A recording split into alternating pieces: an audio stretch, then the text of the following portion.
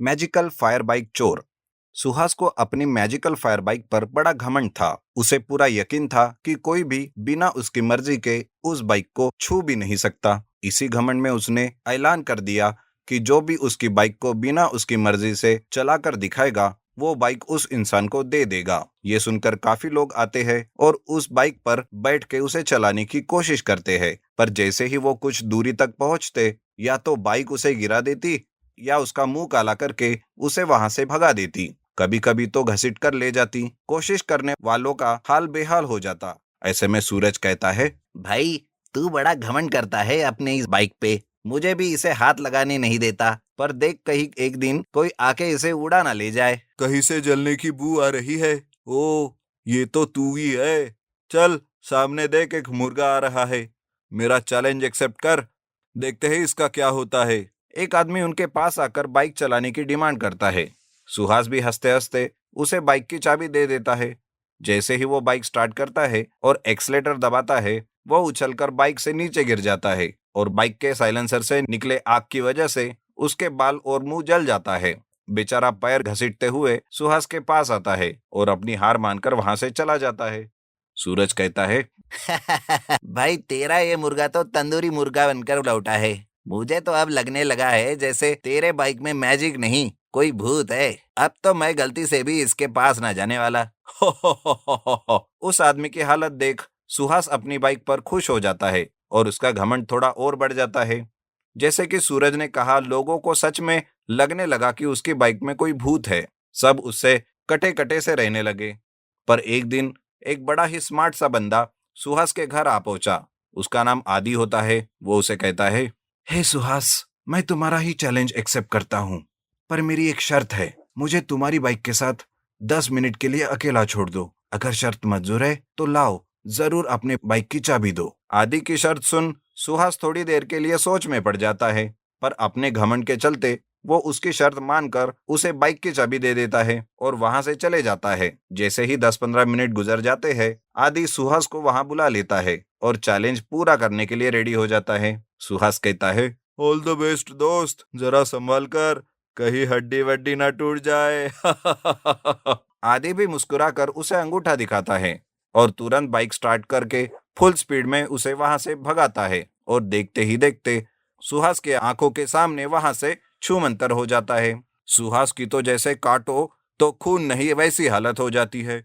वो कहता है, ओ शिट, ये कैसे हुआ? कैसे किया इसने ये? कहीं ये मेरी बाइक लेकर भाग ना जाए। पर फायदा क्या? शर्त के मुताबिक बाइक तो उसकी हुई। नहीं, फिर भी ये इसे ऐसे चोरी करके नहीं ले जा सकता। मुझे उसका पीछा करना चाहिए। आदि चोर कहीं का। सुहास अपनी एक बाइक निकालता है और उसका पीछा करने लगता है, पर फायर बाइक के स्पीड के आगे उस बाइक की स्पीड कुछ भी नहीं होती। तेज चलने के चक्कर में सुहास की बाइक स्लिप हो जाती है और वो घसीटता हुआ बाइक के साथ गिर जाता है। बड़ी मुश्किल से वो उठने की कोशिश करता है, पर उठ ही नहीं पाता। तभी एक हाथ उसे उठाने के लिए सहारा देता है। सुहास कहता है, थैंक्स दोस्त, मैं तो बुरी तरह गिर गया। शायद मेरी टांग टूट गई है। उस चोर को तो मैं। अरे आदि, तुम? हाँ मैं ही हूँ। तुमने मुझे दोस्त कहा तो मैं तुम्हें ऐसे ही छोड़कर थोड़ी ना जा सकता था। और रही बात बाइक चुराने की, वो तो वैसे भी मैंने जीती है, तो मुझे इसे चुराने की क्या जरूरत। वैसे भी मैं यहाँ बस तुम्हें सबक सिखाने आ गया था। तुम्हारी मैजिकल फायर बाइक तुम्हें ही मुबारक। पर तुमने ये सब किया कैसे और क्यों किया? सुहास आदि की बातों से हैरान था। तब आदि ने उसे बताया कि वो ऐसे ही एक चैलेंजर का भाई था जो सुहास की इस चैलेंज के वजह से अपनी टांग तोड़ बैठा था। बस मैं तुम्हारी बाइक का मैजिक थोड़ा चेंज कर दिया, उसके सिस्टम में थोड़े चेंजेस कर दिए। अब ये बाइक मुझे तो क्या किसी को भी अपने पीठ पर बैठने नहीं देगी। आखिर मैं भी इंजीनियर हूँ, कोई चोर नहीं। सुहास को अपनी गलती का एहसास हो गया और आदि चोर की तरह आया और पुलिस की तरह सुहास को सबक सिखा के वहां से चला गया। Restoration magical dirt fire bike race. Champapur नाम के गांव में रुपेश कॉलेज में पढ़ता था। हर दिन वो कॉलेज पैदल ही जाता था। उसके पास ना ही कोई साइकिल थी और ना ही कोई बाइक। उसी के क्लास में गोपाल नाम का एक घमंडी लड़का पढ़ता था।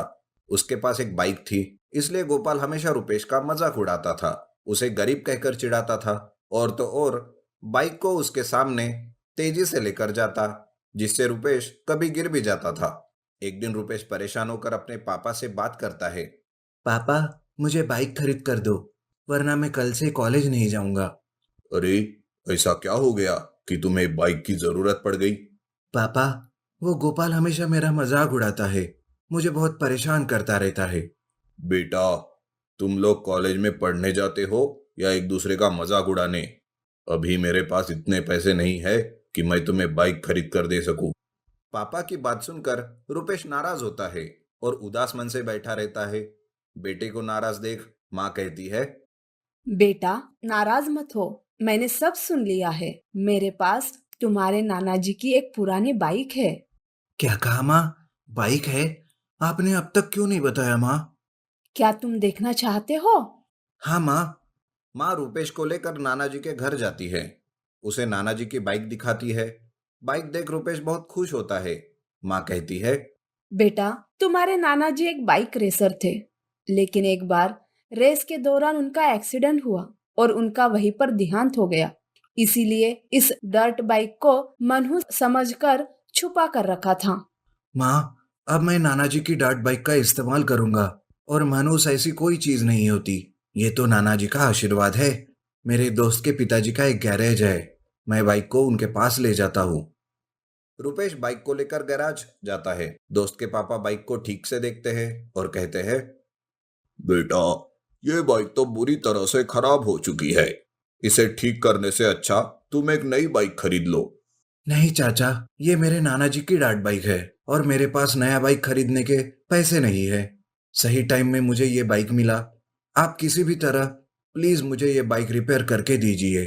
ठीक है बेटा, मैं इसे रिस्टोरेशन करने की कोशिश करता हूँ। तुम चिंता मत करो। चाचा जी बाइक को रिस्टोर करके देते हैं और बाइक एकदम नई जैसे दिखती है। रिस्टोरेशन के बाद उस बाइक में कुछ शक्तियां आ जाती है। 2 दिन बाद जब रुपेश वो बाइक देखता है तो उसकी आंखें खुली की खुली रह जाती है।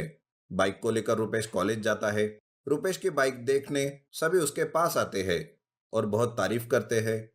गोपाल को ये बात हजम नहीं होती और वो रुपेश के पास जाता है और कहता है, अबे ये खटारा कहाँ से उठाकर लाए हो? अरे इसे खटारा मत कहो, ये मेरे नाना जी की रेसर बाइक है। अबे बड़ा आया रेसर बाइक चलाने वाला। ऐसा कहकर गोपाल बाइक को पैर मारने ही जा रहा था कि बाइक अपने आप घूमती है और साइलेंसर से गोपाल के मुंह पर धुआं छोड़ती है। गोपाल का मुंह काला हो जाता है और उसे बहुत गुस्सा आता है। वो कहता है, तेरा ये जादू मुझ पर नहीं चलेगा। अगर हिम्मत है तो कल कॉलेज के बाद बाइक में रेस लगाते हैं। हिम्मत है तो मुझसे रेस करके जीत कर दिखा। गोपाल का चैलेंज रुपेश स्वीकार करता है। रेस के दिन रुपेश अपनी मैजिकल बाइक लेकर आता है। रेस स्टार्ट होती है। गोपाल और रुपेश आगे रहते हैं। रेस बहुत अच्छे से चल रही थी कि रुपेश के सामने एक बड़ा सा पत्थर गिर जाता है, जो कि गोपाल के कहने से ही उसके दोस्त ने डाला था। रुपेश का बैलेंस बिगड़ जाता है और वो हाथ छोड़ देता है, पर मैजिकल बाइक अपनी जादू दिखाती है। बाइक के टायर पर आग लगती है और वो बाइक हवा में उड़कर उस पत्थर से ऊपर उड़ जाती है और स्पीड बढ़ाकर आगे चली जाती है। इस तरह से रुपेश मैजिकल बाइक की वजह से रेस जीत जाता है और गोपाल का घमंड चकनाचूर होता है और वो रुपेश से माफी मांगता है और कभी किसी को चिढ़ाएगा नहीं कहकर वादा करता है।